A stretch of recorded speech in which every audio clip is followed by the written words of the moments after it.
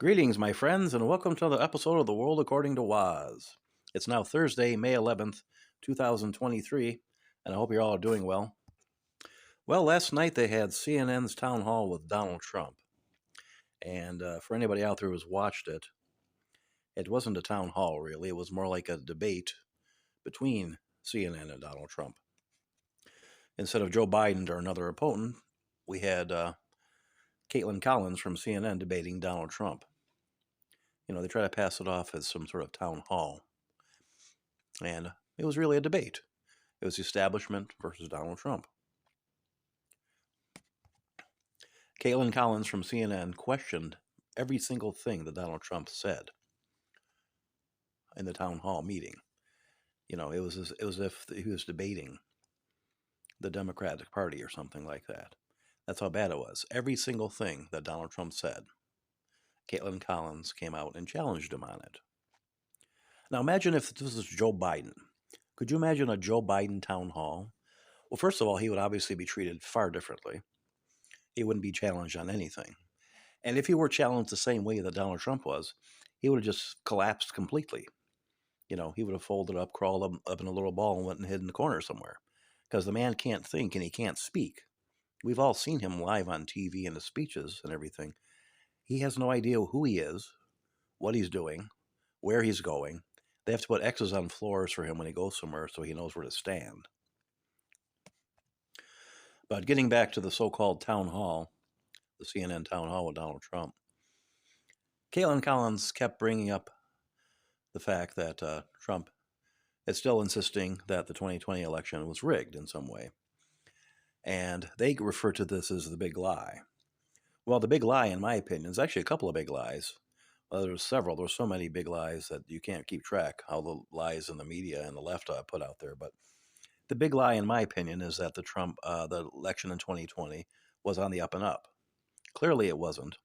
At the very least, we do know for a fact, with the release of the Twitter files, that government worked with Twitter, and I'm sure they worked with Facebook and Google and YouTube and others as well, to silence speech and to censor stories and opinions that would have hurt Joe Biden in the election. The Hunter Biden laptop story is a perfect example. The New York Post released this story, and it was basically silenced from the get-go. Nobody could read it. Nobody knew about it online. It was just Twitter and everybody just banned it. Nobody talked about it. And when it was mentioned, it was labeled as Russian disinformation. And of course, we know now that that's not true. The revelation in that story is true. And people have said in polls that this affected, especially on the left, this would have affected the way they would have voted if this information would have came out before the November presidential election in 2020. But again, I think Donald Trump was excellent yesterday. Lately I haven't think he's been doing that well. I mean, not that he's been doing bad, but he hasn't been on fire and as alert and everything as he was last night. I mean, last night it was beautiful the way he handled everything. That's the Donald Trump of old we saw last night. I don't know if it's because he's been out of the spotlight lately, because he's not president anymore. He's no longer in the White House. Maybe, that's why he's was kind of off his game, in my opinion. But last night, I mean, this was the Donald Trump of 5, 6, 7 years ago. He was right on ball. He fought back against Caitlin Collins of CNN, which he shouldn't have had to do in the first place. This is supposed to be a town hall, not a debate between CNN and Donald Trump.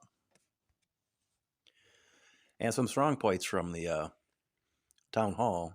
The economy, of course, Donald Trump was much better, or this economy was much better when Donald Trump was president than has been under Joe Biden. I mean, everybody's reeling these days from the inflation, how much everything costs. Even though there's so many jobs out there, because apparently, there's so many jobs available. Apparently, a lot of people aren't working these days that were working, say, 5, 10 years ago. At least the percentage of the population who is of working age. So either everybody is independently wealthy these days, which obviously isn't the case, or they're not working for whatever reason. Maybe many people are still receiving handouts. um, from the COVID handouts or whatever, or unemployment, and they don't need to work. But the jobs are out there. Anybody who wants a job can have several of them. And yet, still, even though people who are working and want to work, some people have two or three, maybe three jobs, they can't pay their bills. Everything is so damn expensive these days. Inflation is through the roof. The cost of food, housing, your energy bills, your gas bills, your electric bills, your gas to heat your homes, everything is so expensive these days. And when Trump was president, we didn't have that problem. Also, crime, violent crime, has skyrocketed since 2020, especially in these blue cities, New York, Chicago, LA, and other cities like that. It's gotten to the point now where they don't even process any of these criminals. Or when they do get arrested, they're let go, like in New York City. If I remember correctly, I think the DA there, um, he's been really lax on, prosecuting violent criminals and just letting them go free, go back out and do whatever the hell they want to do. And this is why things are happening. This is why, people just get away with everything these days. Like in New York City, people on subways and that get assaulted left and right. And, people pushing people in front of subway trains when they're coming through the station, at 100, 200 miles an hour, however fast these subways travel, just into the tracks so they get mowed, run over by these subways and that. And people are getting away with this stuff. Rapes and murders and robberies. We've seen videos like out in LA and places like that where people just walk in to a store with an empty bag, fill the bag up with goods, and just walk out the store, knowing that they're not going to get arrested. And if somehow they do get arrested, they're going to be let go because apparently if it's less than $1,000 worth of, stuff that you steal, they're not going to prosecute you. What the hell's going on? This is so different from the way it was, say, like 5 years ago or so when Trump was president. And also when Trump was president, if Trump was still in the White House today, I'm sure that the Ukraine-Russian war that's going on right now would not be happening. This is obviously the case. I mean, he kept them at bay when he was president.